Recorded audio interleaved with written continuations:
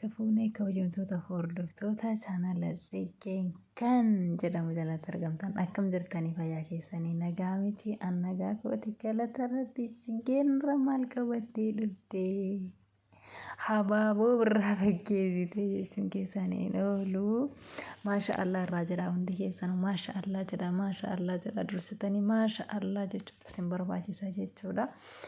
ما شاء الله ما شاء الله ما شاء الله ما شاء الله ما شاء الله ربي نسان الراحة جارلته سلا رجوع مو سبنا فينجلبر سبب نساء مالي وجدتني سرقي نرقيني سورة كفارقيني جو أما إني كنا نشكي ساجرتي برانكي نقول تاجرو مو دوغا ما كان نجرو نشكي ساجرتي غيرو هدو كما ديف جيتشورا rabbiin baga isa milkeesse baga milkaa'e ishiin illee baga milkoofte maaliifini namni gaa'ila jechuun yaani lammaffaa dhalachuudha dhugaa dubbachuudhaaf jechuudha. Maaliifin deebitee ilmoo kee argita waa meeqa argita jechuudha waa baay'ee argita.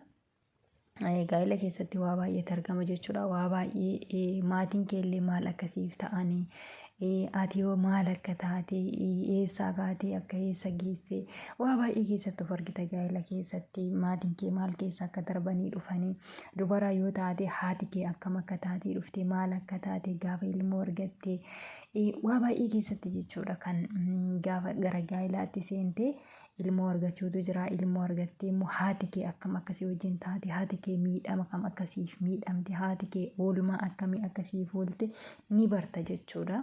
Gaafa gaa'ila godhattee gara gaa'ila keessa seentee ilmoo argattee maal jettu mi'a haadha keetirree barta jechuudha. Kan daran duraaniitirra gaafa dhattee gaa'ila keessa seentee ilmoo godhattee jettu barta jechuudha. Mi'a haadha keetillee haati kee agam akkasiif qaalii taate.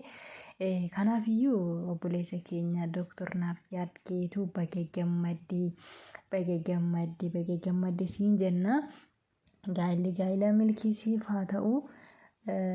Kan itti waa hunda argitu kan ilma intala maal jaarsa itti taatu siif haa ta'u siin jedha hanga bara dulloomtanii lafarra duddaan gidi jettanitti waliin jiraadha.